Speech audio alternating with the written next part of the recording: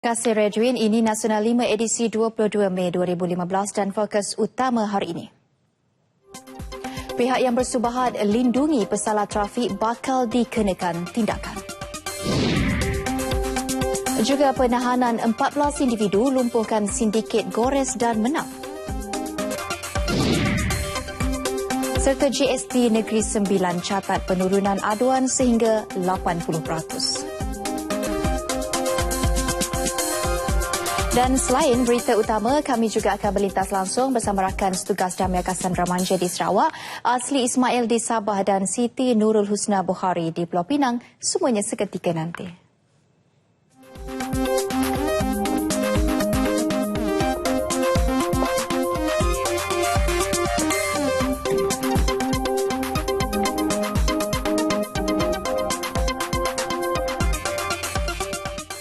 Baik, Nasional 5 dimulakan dengan laporan ini. Seorang penganggur Azizan Abdul Aziz, 35 tahun, ditahan dalam Ops Warta dan hasil pemeriksaan mendapati mempunyai 27 waran tangkap selepas tidak menjelaskan saman sejak 2002 hingga tahun lalu. Serentak dengan itu, tertuduh yang dibawa ke Mahkamah Magistrat Balik Pulau Pinang berdepan kesemua pertuduhan itu dan mengaku salah. Magistrat Nurul Rashidah Muhammad Akid kemudian menetapkan hukuman denda keseluruhan berjumlah RM6,000 atau 200 hari penjara jika gagal membayar denda. Tertuduh yang tidak diwakili peguam mengangguk faham atas hukuman berkenaan. Pendakwaan dilakukan Timbalan Pendakwa Raya Syafiq Mahadi. Dan sejak dilancarkan 19 Mei lalu, pihak berkuasa telah menahan 640 pesalah trafik dan sehingga semalam menerusi Ops Warta. Manakala 1,600 pesalah trafik yang dikenakan waran tangkap tampil ke Balai Polis untuk menyerah diri. Sehubungan itu, Ketua Polis Negara Tan Sri Khalid Abu Bakar mengingatkan kepada mana-mana pesalah trafik yang masih belum melunaskan saman masing-masing untuk segera berbuat demikian. Malah sesiapa juga yang cuba menyembunyikan pesalah trafik juga akan dikenakan tindakan. Saya pernah sebut dulu bahawa kita ada sejumlah lebih kurang 1.8 juta waran yang belum diselesaikan. Dan sehingga semalam kita telah berjaya mengurangkan jumlah ini hingga 1.5 lebih kurang. Jadi buat masa ini kita akan teruskan operasi ini dan saya harap saya menyeru kepada mereka janganlah sampai kita membuat tangkapan kerana sebenarnya kita pun tak suka buat tangkapan ini. Selepas 2 minggu pelaksanaan Ops Warta itu, pihaknya akan mengkaji sekiranya perlu mengesan pesalah trafik tegar di kediaman mereka. Tan Sri Khalid menegaskan demikian dalam sidang media selepas Majlis Perjumpaan Pegawai Awam PTRM bersama Ketua Polis Negara di Ipoh. Sementara itu, dalam sidang media sama, Tan Sri Khalid mencadangkan agar pusat penempatan sementara pelarian Rohingya ditempatkan di Pulau Pinang. Ini memandangkan kedudukan negeri itu yang terletak di utara Malaysia serta berhampiran lokasi perairan antarabangsa. Kedudukan strategik Pulau Mutiara juga dapat memudahkan semua agensi terlibat menguruskan pusat penempatan tersebut. Kita masih menunggu lagi. Saya rasa Majlis Keselamatan Negara akan memanggil mesyuarat agensi-agensi yang terlibat dan akan membincangkan lokasi yang sesuai, sama ada nak didirikan baru lokasi-lokasi inilah ya. Dan mungkin saya rasa lokasi yang lebih baik kita buat di kawasan utara lah. Di kawasan utara negara kerana mudah untuk memindahkan mereka ya. Pulau Pinang sesuai sangat. Mengulas kemungkinan ancaman yang mungkin dihadapi dalam mengurus isu pelarian ini, Tan Sri Khalid berkata pihak berkuasa sentiasa berwaspada dan bersiap siaga menghadapi sebarang ancaman. Modus operandi serupa dalam lebih 30 kes penipuan yang dilapor di daerah Timur Laut, Georgetown, Pulau Pinang sejak tahun lalu sehingga mengakibatkan kerugian mencecah 1.5 juta ringgit. Pihak berkuasa Pulau Pinang yakin dengan penahanan 14 individu di Jelutong semalam mampu melumpuhkan sindiket gores dan menang. Ketua Polis Daerah Timur Laut ACP Faridal Atrash Wahid menyatakan 4 wanita dan 10 lelaki ditahan sepasukan Polis Jabatan Siasatan Jenayah Komersial JSJK IPD Timur Laut hasil makluman awam, kupon cabutan bertuah, kad gores, buku catatan nama pemenang serta invoice bayaran serta borang hadiah antara yang dirampas. Ini modal dia. Modal dia ni lah. Dan ditawarkan hadiah-hadiah lumayan lah. Sebenarnya hadiah lumayan tu tak wujud apa sebenarnya. Ditawarkan hadiah-hadiah lumayan. Rumah, kereta dan sebagainya. Kereta-kereta mewah dan sebagainya. So masa-masa ni terberdaya dengan tawaran-tawaran hadiah yang diberikan oleh sindiket ni. Dengan tujuan untuk memperdaya mangsa lah. Digunakan logo belilah barangan Malaysia dan sebagainya. Ini antara MO yang digunakan oleh sindiket tersebut lah. Syarikat yang berdaftar dengan Suruhanjaya Syarikat Malaysia SSM itu juga dikenal pasti terlibat dengan penjualan barangan elektrik. Beroperasi sekitar pusat beli belah, warga emas juga pesara merupakan sasaran kumpulan terbabit. Suspek yang berusia antara 20 hingga 40 tahun direman sehingga esok bagi membolehkan siasatan dibuat mengikut Seksyen 420 Kanun Kesiasaan. Tiada lagi kompromi buat pemilik serta pemandu kenderaan berat khususnya lori dan trailer yang melanggar peraturan termasuk membawa muatan berlebihan. Suruhanjaya Pengangkutan Awam Darat SPAD bertegas untuk mengenakan tindakan selari dengan peraturan yang ditetapkan termasuk menggantung permit syarikat pengangkutan terbabit. Latihan, kita panggil pengusaha, kita panggil pemandu supaya mereka peka kepada peraturan-peraturan dan tak melanggar undang-undang. Sebab tu saya fikir kita takkan berkompromi. Dalam hal ni kita takkan berkompromi. Kita akan ambil tindakan, bila kita ambil tindakan jangan pula berasa marah atau meminta orang mana-mana tulis surat pada kita untuk kecualikan atau untuk longgarkan. Itu kita tak boleh buat. Sementara itu, mengulas mengenai kemalangan maut 2 hari lalu melibatkan seorang anggota polis cawangan khas Ibu Pejabat Polis Daerah IPD Bera dan seorang lagi cedera parah selepas kereta dinaiki mereka terlanggar gelung besi yang terjatuh atas jalan di kilometer 153.8 Lebuhraya Pantai Timur LPT menghala ke Kuantan. Beliau berkata SPAD sedang menjalankan siasatan mengikut Seksyen 57 Akta Pengangkutan Awam Darat 2010. Beliau menyatakan demikian selepas Majlis Penyampaian Bantuan Banjir Fasa 3 di Sekolah Menengah Agama Al-Wusto Temerloh. Pada majlis ini, Tan Sri Said Hamid menyampaikan bantuan banjir kepada SMA Al-Wusto selain menyampaikan bantuan kepada pemandu teksi yang terjejas banjir. Selain mewujudkan zon selamat Sabah Timur zon di 10 kawasan di Sabah dan kawasan keselamatan khas Pantai Timur Sabah Eskom, pasukan keselamatan juga perlu dibekalkan aset helikopter tempur bagi memintas bot penceroboh di perairan Sabah. Ini memandangkan bot keselamatan yang ada sukar menyaingi bot penceroboh yang memasuki perairan negara. Menteri Pelancongan Kebudayaan dan Alam Sekitar Sabah Datuk Seri Masidi Manjun berharap permintaan mendapatkan helikopter tempur ini diberi keutamaan Kerajaan Persekutuan bagi membendung kes-kes penculikan di kawasan destinasi pelancongan di Sabah. Pendekatan ini sebenarnya dan cadangan ini telah pun disuarakan oleh Yang Amat Berhormat Ketua Menteri sendiri kepada pihak Persekutuan. Antaranya ialah untuk barangkali menambah attack helikopter. Jadi kalau kita lihat modus operandi ataupun cara orang didatangi ialah dalam bot yang begitu laju sekali, sehingga kan bot dia kadang-kadang tidak boleh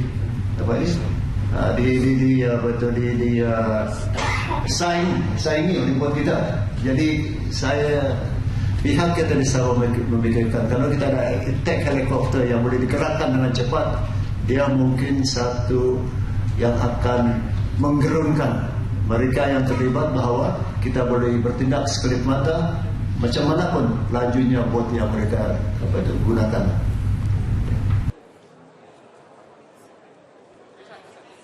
Datuk Seri Masidi menyatakan perkara itu pada sidang media promosi pelancongan domestik di Ibu Negara.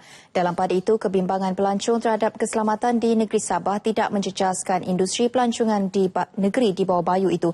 Ketelusan pihaknya memberikan taklimat sebenar tentang situasi dan tahap keselamatan melalui laman web pelancongan Sabah telah mengurangkan tahap kebimbangan pelancong sekaligus menangkis kabar angin yang disebarkan. Operasi mencari dan menyelamat 14 kru kapal korek yang masih hilang di perairan Tanjung Punggai, Kota Tinggi kemarin disambung semula pagi tadi. 5 pasukan penyelam Tentera Laut Diraja Malaysia TLDM dikerahkan mencari mangsa yang dipercayai terperangkap dalam perut kapal selepas operasi mencari yang dilakukan di lokasi kejadian sebelum ini tidak menjumpai sebarang petunjuk. Operasi hari ini melibatkan 3 aset Agensi Penguatkuasaan Maritim Malaysia APMM iaitu KM Mulia, Petir 10 dan Kilat 16 serta 2 aset TLDM iaitu KD Handalan dan bot CB90. Semalam kapal Ocean Line 208 berjaya dialihkan ke kawasan yang berkedudukan 1.2 batu nautika dari darat Tanjung Punggai kira-kira pukul 8.30 malam. Bekas Ketua Pengarah Kawasan Keselamatan Khas Pantai Timur Sabah Eskom, Datuk Muhammad Mentek menjadi anak Sabah pertama dilantik sebagai Ketua Setiausaha Kementerian Kesejahteraan Bandar, Perumahan dan Kerajaan Tempatan. Datuk Muhammad 51 tahun menerima surat pelantikan jawatan itu daripada Perdana Menteri Datuk Seri Najib Tun Razak di pejabatnya Putrajaya. Ketua Setiausaha Negara Tan Sri Dr. Ali Hamzah dalam satu kenyataan menjelaskan pelantikan Datuk Muhammad berkuat kuasa 27 Mei bagi menggantikan Datuk Sri Arfah Abdul Razak yang bersara. Pelantikan Datuk Muhammad itu merupakan satu pengiktirafan kerajaan terhadap sumbangan anak negeri Sabah ke atas pembangunan negara secara keseluruhan. Tan Sri Dr. Ali yakin kelayakan, pengalaman, pengetahuan serta kredibiliti Datuk Muhammad akan membolehkan beliau melaksanakan tanggungjawab dengan berkesan selaras fungsi utama kementerian, memastikan persekitaran hidup berkualiti dan mampan demi kesejahteraan rakyat. Sidang Kemuncak Media Asia 2015 bakal diadakan selama 3 hari di Kuala Lumpur bermula Selasa depan dengan tema transformasi penyiaran dalam era media sosial. Sidang Kemuncak ini anjuran bersama Institut Asia Pasifik bagi Pembangunan Penyiaran AIBD, Institut Penyiaran dan Penerangan Tun Abdul Razak IPTA dan Kementerian Komunikasi dan Multimedia KKMM.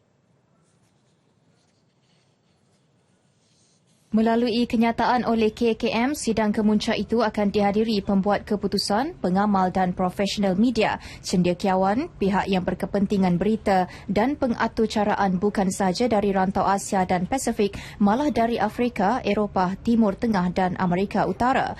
Ia menawarkan pelbagai peluang untuk berdebat, menilai dan merumuskan secara jelas visi media sosial dan melaksanakan strategi inovatif dalam menangani platform media baru.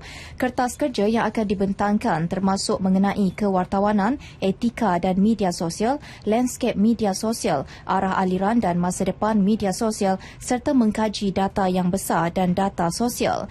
Sidang Kemuncak Media Asia diadakan hasil daripada persidangan sulung Menteri-Menteri Penerangan dan Penyiaran Asia dan Rantau Pasifik pada Mei 2003 di Bangkok, Thailand. Kuala Lumpur telah menjadi hos buat pertama kali pada 2004. Di Negeri Sembilan, kebanyakan peniaga mula sedar dan faham serta tidak sewenang-wenangnya menaikkan harga barang selepas pelaksanaan cukai barang dan perkhidmatan GST. Serentak dengan itu juga, aduan mengenainya mencatatkan penurunan sebanyak 80%. Kedua-dua belah pihak sekarang ni, pengguna faham apa yang perlu dilaporkan dan para peniaga faham macam mana dan kaedah bagaimana yang dikatakan margin yang terlampau tinggi ataupun mencatut. Jadi win-win situation ini yang kita nak sebenarnya. Sejak pelaksanaan GST hingga setakat ini, PPDNKK Negeri Sembilan telah menerima 445 aduan dan 127 notis di bawah Seksyen 21 Akta Kawalan Harga dikeluarkan kepada peniaga. Bagaimanapun, penguatkuasaan akan terus dilaksanakan walaupun trend aduan menunjukkan penurunan. Bermula Jun ini, Kementerian Kejaraya membuka permohonan kepada golongan belia untuk memohon lesen kontraktor kelas G1. Setiausaha Bahagian Pembangunan Kontraktor dan Usahawan BPKU, Kementerian Kejaraya Datuk Yahya Hassan berkata, permohonan tersebut terbuka kepada belia yang berumur 21 hingga 40 tahun dari seluruh negara. Permohonan boleh dikemukakan kepada BPKU di negeri masing-masing dan mereka perlu memenuhi beberapa syarat yang ditetapkan sebelum memohon. Antaranya berdaftar dengan Suruhanjaya Syarikat Malaysia SSM dan mempunyai sijil kemahiran kerja SKK di bawah Lembaga Pembangunan Industri Pembinaan Malaysia CIDB. Kerana kita nak wujudkan kontraktor belia yang betul-betul jati kontraktor. Bukan kontraktor yang hanya kontraktor. Betul-betul jadi kontraktor dan buat kerja tu. Kita tak nak dia subkan, Alibabakan projek-projek dah. Kita punya hasrat kita lah. Itu hasrat Kementerian Kerja Raya lah. Bercakap selepas program Khidmat Sosial Masyarakat CSR di Masjid Al-Ma'arif January Sikh, beliau menyatakan pihaknya menyasarkan 10,000 kontraktor belia memohon lesen berkenaan. RMK11 meletakkan belia sebagai penggerak utama dalam mencapai status negara maju. Dari segi demografik, kumpulan berkenaan mewakili sebahagian besar daripada populasi negara dan bakal merealisasikan matlamat ke arah tenaga kerja berkemahiran dan berpendapatan tinggi. Pengerusi Biro Hal Ehwal Luar Bandar, Pemuda UMNO Anwar Manap berkata, pembangunan luar bandar diharap akan merapatkan jurang sosioekonomi di antara belia luar bandar dan di bandar. Baginya, golongan B40 yang menguasai 62% daripada jumlah keseluruhan isi rumah luar bandar, terutamanya generasi muda, kini perlu merebut peluang berniaga dan bukannya lagi hanya mencari pekerjaan. Matlamat utama bukan sahaja menambah lagi bilangan usahawan belia luar bandar, tetapi kelestarian usahawan belia luar bandar perlu dipertingkat. Malaysia memerlukan lebih ramai pekerja berkemahiran tinggi kerana jumlahnya kini hanya 25% daripada tenaga kerja. Program Sistem Latihan Dual Nasional dijangka meningkatkan jumlah pelatih vokasional dan TVET daripada 164,000 kepada 225,000 pelatih pada tahun 2020. Kedah menyambut baik keputusan kerajaan bagi membina lebih 600,000 rumah untuk isi rumah berpendapatan rendah dan sederhana di seluruh negara dalam rancangan Malaysia ke-11 RMK11. Esko Kerajaan Negeri Datuk Tajul Urus Mat Zain berkata, rakyat Kedah khususnya golongan kurang berkemampuan pastinya mendapat manfaat daripada pembinaan rumah tersebut itu kelak. Keprihatinan dalam tempoh 5 tahun mendatang ini juga mampu membantu generasi muda memiliki rumah sendiri. Kita akan memastikan bahawa target yang telah ditetapkan oleh kerajaan negeri itu akan tercapai. Beliau menyatakan demikian selepas Majlis Penyerahan Wang Pendahuluan Perbadanan Tabung Pendidikan Tinggi Nasional PTPTN Parlimen Merbuk di Sungai Petani. Sementara itu mengenai peruntukan kerajaan dalam RMK11 bagi pembinaan Maktab Rendah Sains Mara di SIK, beliau yang juga Esko Pendidikan yakin peluang terbuka khususnya pelajar cemerlang di luar bandar memperoleh pendidikan sempurna. Pembinaan MRSM di daerah itu adalah yang ke-7 selepas MRSM Merbuk, Kubang Pasu, Pendang, Kulim, Langkawi dan Baling. Keseriusan dalam melahirkan generasi muda yang cemerlang segenap aspek diterjemahkan di bawah rancangan Malaysia ke-11 RMK11. Justru itu, Gabungan Pelajar Melayu Semenanjung GPMS Kedah melalui pengurusinya Syamsul Bahar Abdul Rani yakin peruntukan khusus tabung pembangunan kemahiran bakal membolehkan lebih ramai generasi muda memperoleh pendidikan berbentuk kemahiran dan vokasional. Penumpuan kepada kemahiran ini merupakan lagi satu aspek yang perlu diteruskan dan GPMS Kedah menggesa kerajaan terus membantu golongan muda dalam memberi mereka peluang-peluang kemahiran yang cukup banyak pada hari ini. Dan kalau kita lihat pasaran kerja sudah pasti menuntut belia yang bukan sahaja mempunyai aspek akademik yang baik tapi juga mempunyai kemahiran yang tinggi. Melalui program tersebut, lepasan latihan teknikal dan vokasional TVET mempunyai peluang tinggi memperoleh pekerjaan selari dengan kadar pendapatan. Juga nilai tambah dalam sektor seperti minyak dan gas, kejuruteraan penerbangan, perkapalan serta automotif. Bagaimanapun, golongan belia dinasihatkan untuk memilih bidang kemahiran yang sesuai dengan tuntutan semasa. Ketika pembentangan RMK11 semalam di Parlimen, Datuk Seri Najib Tun Razak turut mengumumkan pembinaan 80 sekolah baharu di seluruh negara.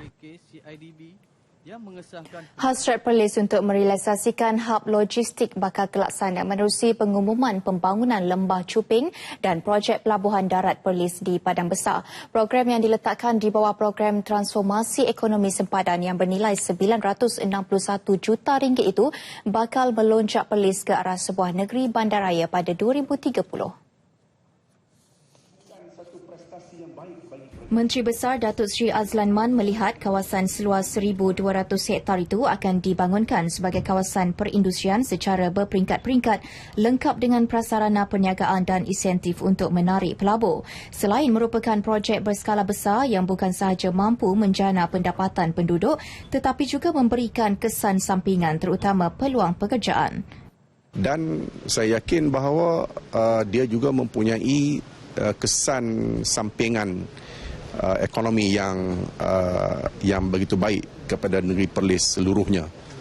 Jadi saya tak perlu nak menceritakan secara detail apa kesan-kesannya, tetapi cukup kalau saya mengatakan bahawa Cuping Valley ini akan mewujudkan sekurang-kurangnya 10,000 pekerjaan di negeri Perlis ini.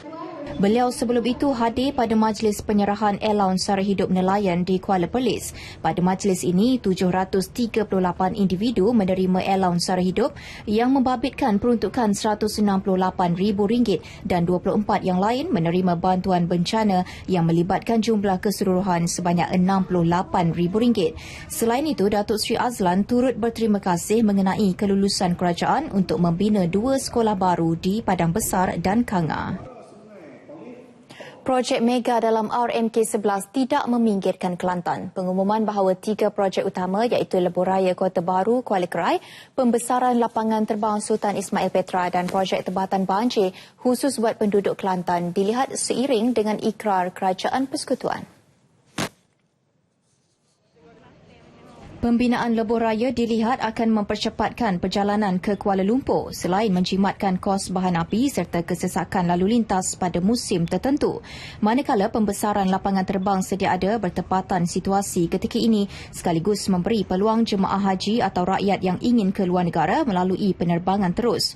Sementara pembinaan projek Tebatan Banjir pula dapat mengekang bencana banjir terus melanda Kelantan pada masa akan datang. Apabila buat Lebuhraya besar, jarak dia kira jimat minyak, lepas tu jalan pun tidak jam dah. Lapangan terbang kita di Pekala Cepuh tu pun memang comel dah, memang cantik dah. Jadi cumanya agak sesok sikit dengan dari segi parking. Kalau Perdana Menteri kita nak tambahkan lebih besar lagi lapangan tu, dia tambah lagi flight untuk ke luar negara, mana kita rakyat Kelantan ni kita setuju dan berbesar hati kerana bagi memudahkan mana rakyat daripada negeri Kelantan ni nak pergi ke Mekah. Mujalah kalau buat tambatan tu kita minta memang harap sangatlah buat kan, sebabnya banjir kita tak selah sebenarnya hak sebelum ni banjir kan, banjir besar kurang-kurangnya kita dapat elokkan lah, bukan elokkan kurang-kurangnya untuk apa kurangkan sikit. Kalau macam banjir besar pun tak ada lah siapa tergelar satu negeri Kelantan kan. Dengar Raja Malaysia ke sebelah baru ni mungkin dapat menepis lah tanggapan bahawa Kelantan ni, negeri Kelantan ni dianaktirikan. Jadi kita dapat banyak projek kan. Kita sebagai rakyat Kelantan ni lah berbangga lah dengan pengumuman PM kemarin tu. Terima kasih masih setia bersama Nasional 5 dan seperti biasa Nasional 5 diteruskan dengan laporan langsung negeri-negeri. Terus saja berlintas langsung ke Sabah bersama Asli Ismail. Silakan Asli.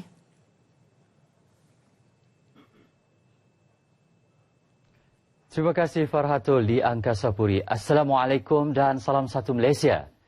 Kementerian Perdagangan Dalam Negeri, Koperasi dan Kepenggunaan KPDNKK telah menentukan harga maksimum bagi 13 jenis barangan harga terkawal yang di bawah skim kawalan harga sempena musim perayaan Pesta Keamatan 2015. Menteri Kerajaan Tempatan dan Perumahan Datuk Haji Haji Nur memberitahu pelaksanaan kawalan harga berkenaan dimulakan lebih awal sebagai langkah menyekat kenaikan harga barangan keperluan semasa. Ia akan berkuat kuasa selama 10 hari berakhir 31 Mei ini dengan menggunakan pakai Akta Kawalan Harga Anti Pencatutan 2011. Menurutnya antara produk atau barangan yang disenaraikan termasuk ayam hidup, ayam standard, ayam super, kepak ayam, telur ayam grade A, B dan C serta daging kerbau import dari India. Turut tersenarai bawang merah kecil dari India, bawang putih dari China dan daging babi. Ini kewajipan dan tanggungjawab para peniaga, terutama sekali di negeri Sabah. Dan jika mereka melanggar ataupun tidak mematuhi ketetapan yang telah ditentukan oleh kerajaan ini, mereka boleh didenda ataupun didakwa di mahkamah. Datuk Haji Haji ditemui pemberita selepas melakukan pemantauan bersama pengarah KPDN KK Sabah Severinus Tukah di salah sebuah pasaraya di Tuaran.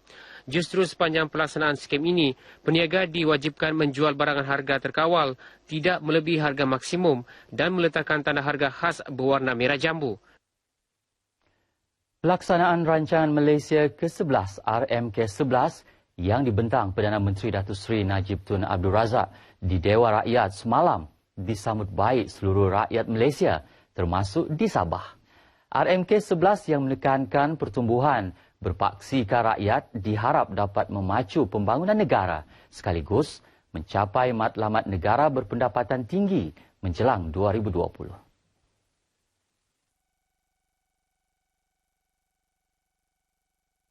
RMK ke-11 ini memang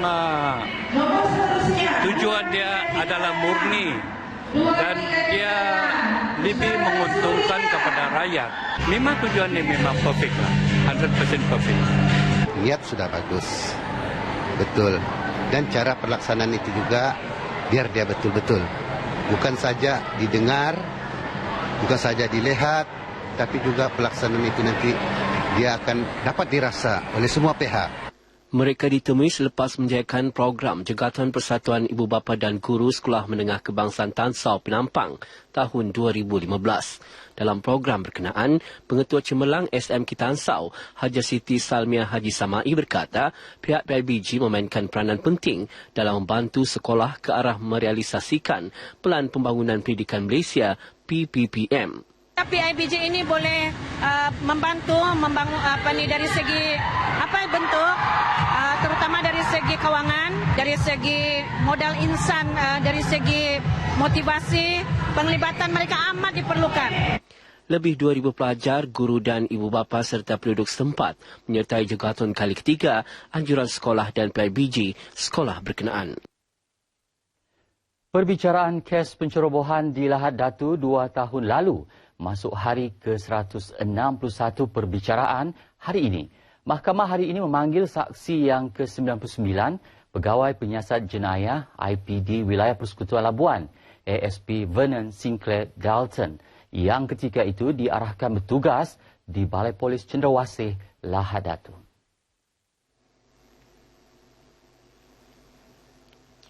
Menurut ASP Vernon, pada 20 Mac 2013 jam 9.10 malam, Inspektor Kamarul Hasnan Hassan yang bertugas di bahagian forensik telah membawa satu bungkusan mayat yang disyaki pengganas sulu dalam plastik hitam ke Balai Polis Cendrawasih Lahad Datu dan meminta saksi membuat laporan polis. Sementara itu, pada 21 Mac 2013 jam 11.30 pagi, seorang pegawai Komando Vet 69, DSP Abdul Rani alias, telah menyerahkan satu bungkusan guni dipercayai serpihan tulang manusia yang kemudiannya dibawa oleh pasukan forensik ke Lahad Datu. Tambah ASP Vernon, satu tengkorak dijumpai, namun tidak mengetahui berapa orang mayat dalam guni berkenaan yang dijumpai di sebuah rumah yang terbakar di kawasan Tanjung Batu Lahad Datu. Manakala pada 22 Mac 2013 pula, saksi diminta membuat laporan polis oleh Superintendent Sheikh Abdul Aziz berikutan penemuan 8 mayat di kawasan operasi di Tanjung Batu Lahad Datu yang dibungkus plastik hitam dan bertanda 25 hingga 32 yang bermaksud mayat yang ke-25 hingga ke-32. Saksi menyatakan bahawa melihat sendiri kesemua mayat berkenaan dalam keadaan terbakar ketika disoal oleh Timbalan Pendakwa Raya Jamil Arifin. Perbicaraan berlangsung di hadapan Hakim Stephen Chung di Jabatan Penjara Sabah di Kota Kinabalu. Baiklah saudara, sekian bahan berita petang ini dari Sabah. Seterusnya bersama rakan penyampai Damia Cassandra di Kuching. Silakan. Terima kasih Asli di Kota Kinabalu. Assalamualaikum dan salam satu Malaysia. Golongan profesional dan Ketua Masyarakat Kaum Bidayuh menyambut baik hala tuju RMK11 terutama yang memfokus kepada projek bekalan air dua bandar di Sabah dan Sarawak. Menurut pensyarah Fakulti Sains Sosial Universiti Malaysia Sarawak UNIMAS, Profesor Dr. Ahir Sarok, kelulusan peruntukan lebih 10 bilion ringgit untuk membekal air bersih dan terawat nanti mampu dinikmati oleh masyarakatnya terutamanya di kawasan luar bandar. Ini terutamanya bagi kawasan seperti di Pedawan, Bau serta Serian. Jelas beliau penduduk di luar bandar masih bergantung penuh bekalan air dari sungai dan bekalan loji kampung demi kelangsungan hidup.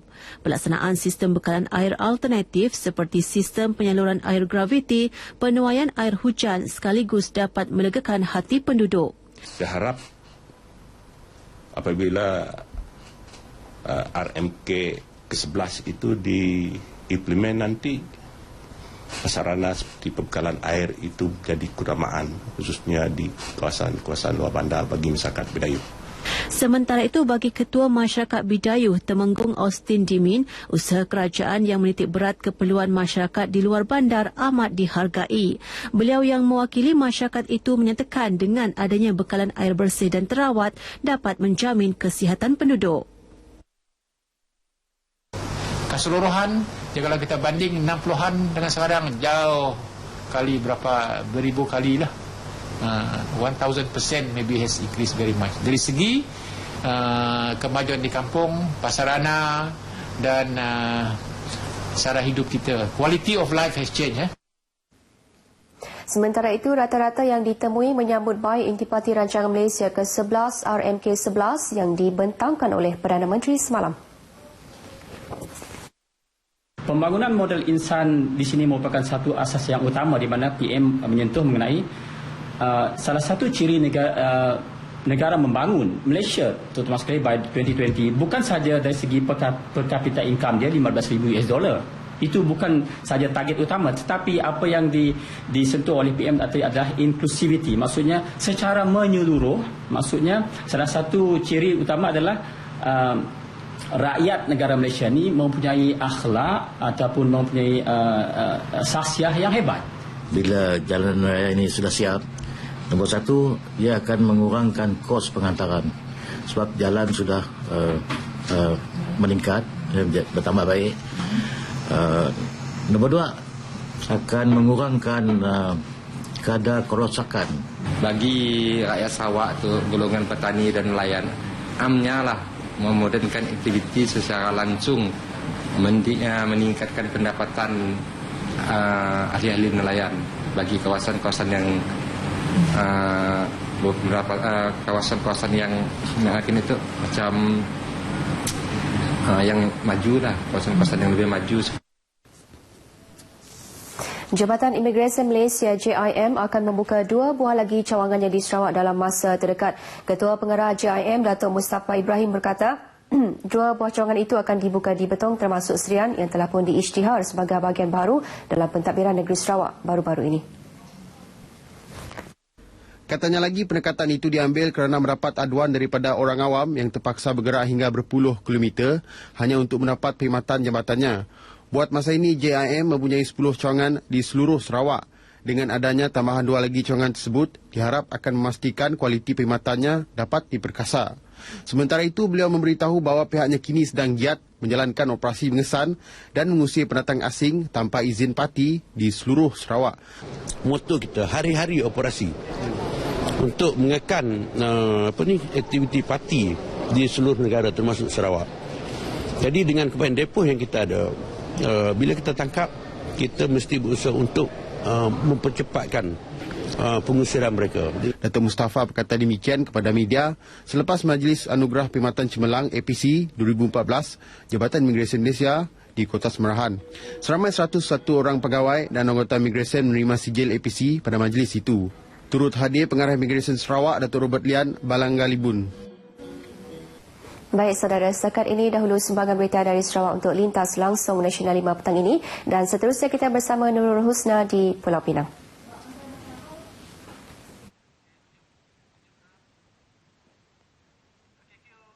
Terima kasih rakan penyampai Damia Cassandra dari Sarawak. RMK 11 yang telah disampaikan oleh Perdana Menteri semalam memberi kabar baik buat seluruh rakyat Malaysia dalam pelbagai strategi bertemakan pertumbuhan berpaksikan rakyat. Ia juga memberi tumpuan meningkatkan akses rakyat kepada rumah mampu milik. Sebanyak 653,000 rumah akan dibina untuk isi rumah berpendapatan rendah dan sederhana. Rakyat Pulau Pinang yang ditemui menyambut baik langkah yang diumumkan dalam RMK 11. Amal baguslah. Kita ingat banyak terima kasih kepada Perdana Menteri kita ni untuk rakyat Penang ini.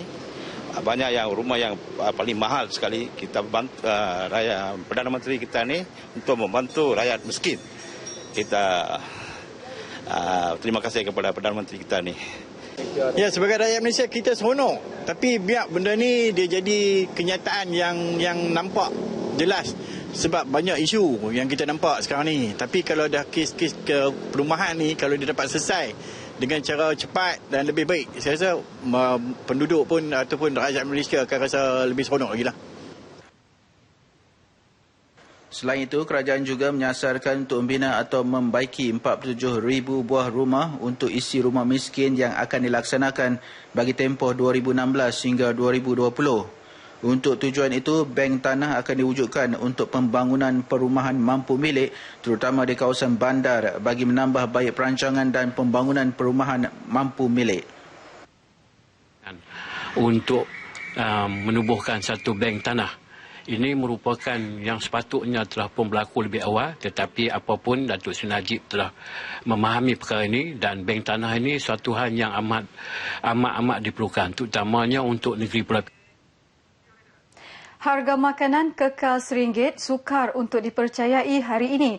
Namun ialah kelebihan gerai Kak Munir yang terletak di Kampung Sungai Buaya dekat Timur Tebal seberang Perai Selatan. Menu utama seperti laksa, mi dan bihun serta ais batu campur ABC dihidangkan pada harga RM1 sama seperti 10 tahun lalu.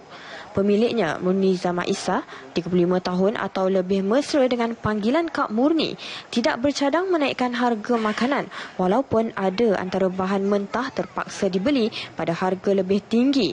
Yakin dengan harga yang ditawarkan itu tidak akan memberi kerugian kepadanya, beliau akan memastikan hidangannya kekal berkualiti. Kesian kau kata Paul, Paul pun tak ada duit kau, harap mopok bagi kan. Sambil-sambil lah Pak, ni pun ni je. Berapa lama lagi sini? 10 tahun lah. Tak, dulu saya kerja, lepas tu berhenti-berhenti tu. Terus nego. Pekan-pekan kan lah? Alhamdulillah. Dia lah rezeki yang kita je RM1 walaupun RM1. Tapi bila kita ni dapat lah balik lah. Kepuasan pelanggan menjadi keutamaan dan mengharapkan harga yang ditawarkan itu memberi kelebihan kepada pelanggan terutamanya pelajar juga penduduk kampung yang berpendapatan rendah. Setiap hari gerainya yang terletak berhampiran Taman Negeri Hutan Lipur Bukit Pancur di seberang Perai Selatan dikunjungi kira-kira 100 pelanggan dan jumlah itu meningkat sehingga 200 orang pada hujung minggu. Berkecimpung dalam dunia pendidikan dalam tempoh 36 tahun, memberi 1,001 makna tersendiri mendidik anak bangsa. Dan sebagai penghargaan kepada jasanya sepanjang tempoh itu, Datuk Ahmad Tarmizi Kamarudin yang juga bekas pengarah pelajaran negeri Pulau Pinang menerima anugerah tokoh guru daerah Seberang Perai Tengah SPT.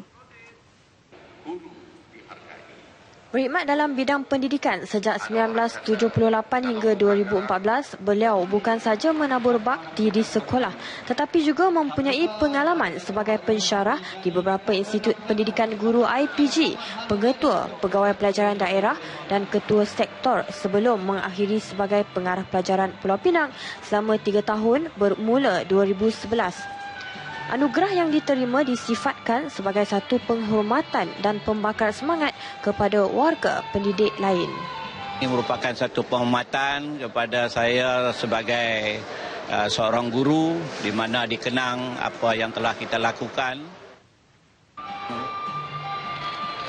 Beliau menyatakan demikian selepas menerima anugerah terbabit pada Majlis Sambutan Hari Guru 2015 daerah SPT di Bukit Mertajam.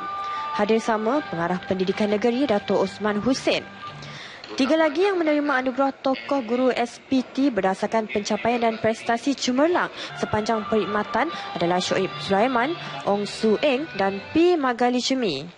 Pesanan saya untuk guru-guru muda adalah guru hendaklah menjadi kreatif, inovatif dan juga harus menggunakan ABM, bahan sumber apabila masuk ke kelas dan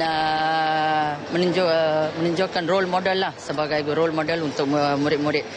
Pada majlis itu, pelbagai persembahan para guru antaranya nyanyian, deklamasi sajak dan tarian berlangsung dengan meriah. Laporan itu mengakhiri bahan dari Pulau Mutiara. Terus kepada rakan penyampai Nur Farhatul di Angkasa Puri. Baik, terima kasih rakan penyampai dari Sabah, Sarawak dan juga Pulau Pinang seketika tadi. Laksa goreng mungkin agak janggal bagi sesetengah masyarakat kita, lebih-lebih lagi sebagai menu ringkas sarapan. Namun keistimewaan laksa goreng yang dihidangkan bersama sambal sotong terkenal dalam kalangan masyarakat sekitar Jalan Langgar Alostar, Kedah. Gerai Pak Nik yang menyediakan hidangan ini membuatkan sesiapa sahaja tertarik dengan keenakan laksa goreng. Selalu bagi kami rasa makan di sini ya. Jadi dengan rasanya, dengan rasa garamnya, dengan gulai campuran kuah dia sikit kan. Lepas tu kita taruh atas sini. InsyaAllah saya puas hati lah bagi makan di sini. Memang laksa sini memang sedap lah. Laksa ni dia pun kata laksa yang biasanya laksa orang buat biasa tu kan. Tapi di Langgar ni famous lah laksa ni. Dibuka seawal pukul 6.30 pagi hingga 12.30 tengah hari kecuali Selasa, pemiliknya Nik Halim Nik Long mengakui mampu menjual sehingga 7 kilogram laksa. Dijual pada harga RM2.50 sepinggan, hidangan ini mempunyai ramuan tersendiri. Mula dia masak air, lepas masak air, nidih air, bubuh dia. Baru dia tus dia pula dengan yang sejuk. Lepas tu bagi dia kering semua. Lepas tu bubuh dalam belanga tumis lah. Dia tumis bawang dengan udang kering. Cabai apa rasa mau cukup. Terus dia buat jadi mie laksa. Selain laksa goreng, gerai ini juga menyediakan menu nasi kandar dengan pelbagai pilihan lauk. Menyedari belia adalah aset tidak ternilai bagi memacu kemajuan negara, kerajaan menyediakan pelbagai landasan dengan memberi tumpuan khusus kepada pembangunan belia menerusi peningkatan kemahiran, inovasi dan sahsiah diri. Koordinasi di bawah Strategi Lautan Biru Kebangsaan NBOS antara kerajaan dan belia dengan pelbagai usaha menarik penglibatan belia diperkenalkan sebagai satu pendekatan demi pembangunan negara dan kesejahteraan rakyat. Sasaran Satu Belia Satu Kemahiran merupakan antara inisiatif berterusan demi menyediakan ruang, peluang dan persekitaran kondusif untuk menggilap potensi belia dalam pelbagai bidang. Ikuti laporan khas gambaran keseluruhan NBOS bidang keberhasilan belia yang disediakan Syah Putra Taib Ahmad.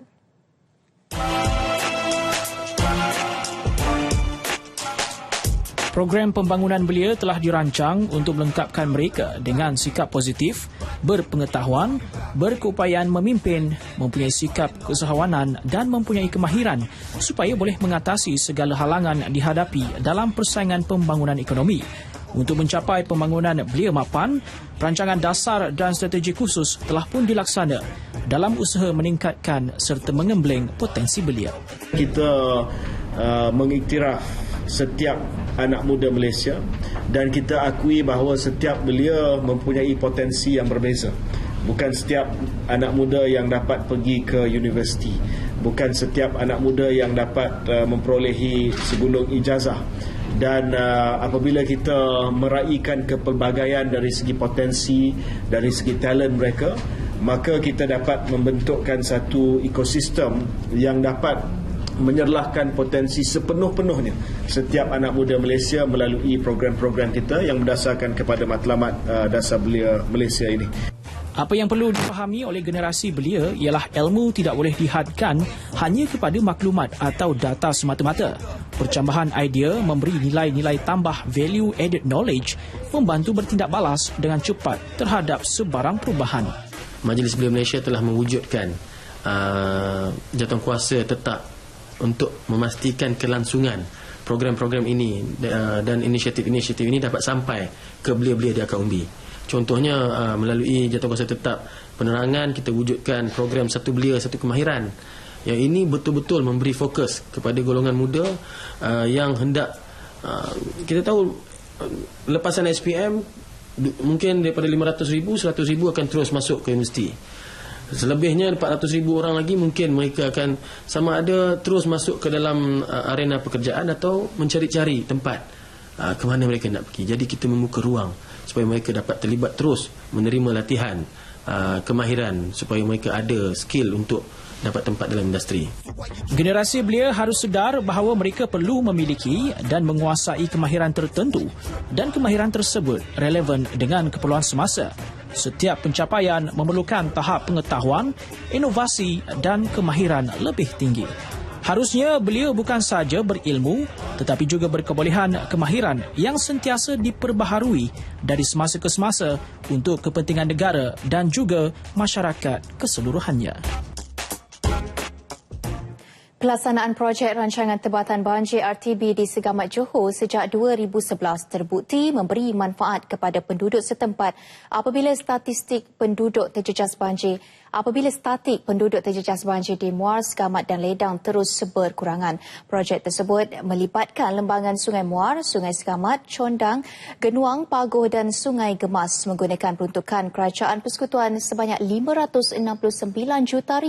Wartawan RTM Johor Anas Matno meninjau perkembangan projek RTB Segamat itu yang kini memasuki fasa akhir. Melihat kepada perkembangan terkini projek rancangan tempatan banjir terutama melibatkan lencongan Sungai Segamat yang berada di belakang saya ini, dapat dilihat dengan mata kasar projek ini berjalan dengan sangat lancar dan dapat dilihat juga perubahan ketara pada muka bumi terutama di Sungai Segamat ini, dan projek ini dijangka siap pada penghujung tahun ini. Dan selain projek mendalamkan dan juga melebarkan sungai, inisiatif kerajaan juga melibatkan penambahan prasarana lain seperti membina jambatan dan juga laluan air untuk lencongan ini. Dan ikuti laporan yang saya sediakan. Projek pelbagai fasa itu akan siap sepenuhnya dalam tempoh 2 tahun dan akan memberi manfaat kepada lebih 50,000 penduduk di Segamat dan Muar. Jadi keseluruhan projek ini yang melibatkan lembangan sungai yang kita jangkakan bagi daerah Segamat dan juga sungai di lembangan Sungai Gemas, kita jangkakan ia akan siap akhir tahun ini, dan juga bagi RTB Gemas tahun depan, dan bagi rancangan RTB Muar ianya ada beberapa fasa, dan kita jangkakan dalam tempoh 2 tahun ini keseluruhan lembangan sungai rancangan tempatan banjir ini akan siap sepenuhnya, dan ianya akan memberikan kebaikan kepada rakyat dan juga masyarakat di 2 daerah, 3 daerah termasuk Ledang dan juga bagi kawasan Gemas di Negeri Sembilan. Namun dalam temu bual khas bersama RTM itu, Dato' Ayub mengakui projek RTB ini menjejaskan ekosistem dan habitat sungai yang terlibat. Kita telah pun, kalau kita lihat dari segi keberkesanan pada tahun ini, awal tahun dan juga tahun lepas, apabila hujan lebat turun, ianya tidak berlaku banjir. Tetapi kesannya yang lain adalah dari segi kandungan air di sungai itu kurang, dan ia menyebabkan ikan tidak boleh menghuni habitat di sungai itu kurang sikit.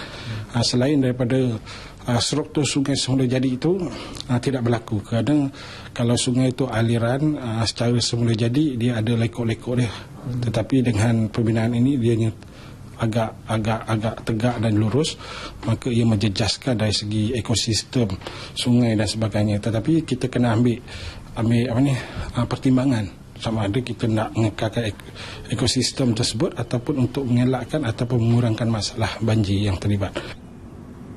Bagi mengatasinya, Jabatan Perikanan diarah melepaskan benih ikan ke kawasan tertentu dalam usaha memastikan habitat sungai terus wujud di sungai itu selain menanam pokok bersesuaian di tebing sungai. Sementara itu, penduduk kawasan sekitar yang pernah dilanda banjir tidak sabar melihat keberkesanan projek ini. Banjir ni kita fahamlah itu semua kuasa Allah. Namun kita juga kena berusaha untuk mengurangkan. Jadi saya percaya projek yang dinamakan Tempatan Banjir ni salah satu projek yang cuba mengatasi masalah itu, dan di lencongan ini pihak bertanggungjawab amat bangga.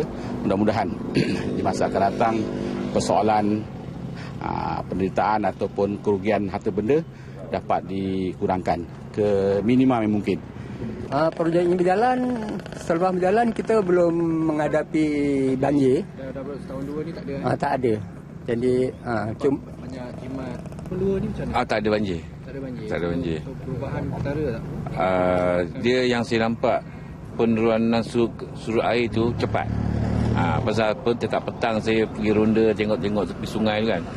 Kalau pukul 6 petang tu air melempar tepi jalan, kalau kita datang dalam pukul 10 malam, dia tak ada dah, macam biasa dah. Kerajaan Johor juga merancang mengatasi masalah banjir berulang di Batu Pahat, Kota Tinggi dan Sempang Renggam Keluang. Laporan Anas Makno untuk TV1. Menjelang aksi final Piala FA 2015 yang bakal menyaksikan pertemuan antara Kelantan dan satu-satunya wakil Singapura, Lions 12 esok. Rata-rata peminat bola sepak mengharapkan kejuaraan berpihak kepada Kelantan menjulang Piala FA ketiga. Saya harap pemain Kelantan pada malam ini akan dapat memberi satu tentangan yang hebat dari segi taktikal ataupun serangan. Itu yang menjadi harapan rakyat Kelantan sendirilah. Harapan saya semoga Kelantan mencapai kejayaan lah. Sebab tengok pada untuk tahun ni dan tahun lepas agak merosot sikit. Tapi yang ni kata harapan saya memang kejayaan dah mendapat bawa piala FA lah ke Kelantan tahun ni. Harapan saya harap Kelantan menanglah malam esok. Kerana kita akan kekalkan kejuaraan kita lah. Sementara percaturan jurulatih Kelantan Muhammad Azrai Kor Abdullah yang menurunkan 4 pemain import turut mendapat respon positif daripada penyokong Kelantan. Itu mungkin satu kelebihan walaupun sebab kita lihat prestasi Kelantan pun agak kurang bagi musim ini. So bila kita ada suntikan pemain import yang berkualiti mungkin akan membantu Kelantan untuk menentang Lions yang penuh dengan disiplin dan prestasi mereka pun boleh kata konsisten sepanjang musim ini. Memang tak dapat dinafikan sumbangan pemain import amat penting untuk tahun ini, dan saya rasa memang strategi menurunkan mutu dan juga Karilu akan membawa impak yang berkesan lah Malaysia insyaAllah.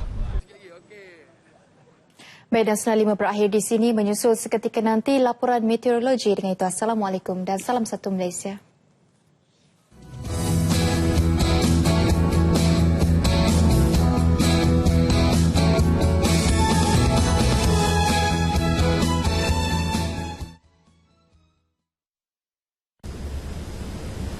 Assalamualaikum dan salam satu Malaysia. Seperti biasa, laporan cuaca dimulakan dengan melihat corak tiupan angin seluruh negara. Dan ketika ini di Semenanjung, angin bertiup masuk dari arah barat daya, manakala di Sabah dan Sarawak, angin bertiup masuk dari arah tenggara. Kelajuan angin ketika ini secara amnya sekitar 10 hingga 20 km sejam, dan Met Malaysia tidak mengeluarkan sebarang amaran laut untuk mana-mana kawasan perairan negara. Walau bagaimanapun, kelajuan angin dijangka akan meningkat untuk beberapa hari akan datang, khususnya di kawasan perairan Phuket. Melalui paparan imej radar menunjukkan keadaan cuaca semasa petang ini di Semenanjung, cuaca hujan berserta ribut petir berlaku di kebanyakan tempat seluruh Semenanjung. Dijangka keadaan ini berterusan sehingga ke malam nanti. Untuk negeri Sabah, kebanyakan tempat sudah pun reda keadaan cuaca hujan, dan ketika ini lebih banyak tertumpu di sekitar bahagian Kudat, Sandakan dan juga Tawau. Dan untuk sebelah malam ini, cuaca hujan di Sabah lebih banyak tertumpu di kawasan tengah Sabah meliputi kawasan di sekitar bahagian Pedalaman dan Sandakan. Manakala cuaca Sarawak pada petang ini, kebanyakan tempat masih lagi hujan dan ia dijangka akan berterusan untuk sepanjang malam ini. Dan sebelum berakhir, kita ke tinjauan cuaca bandar-bandar utama seluruh Malaysia.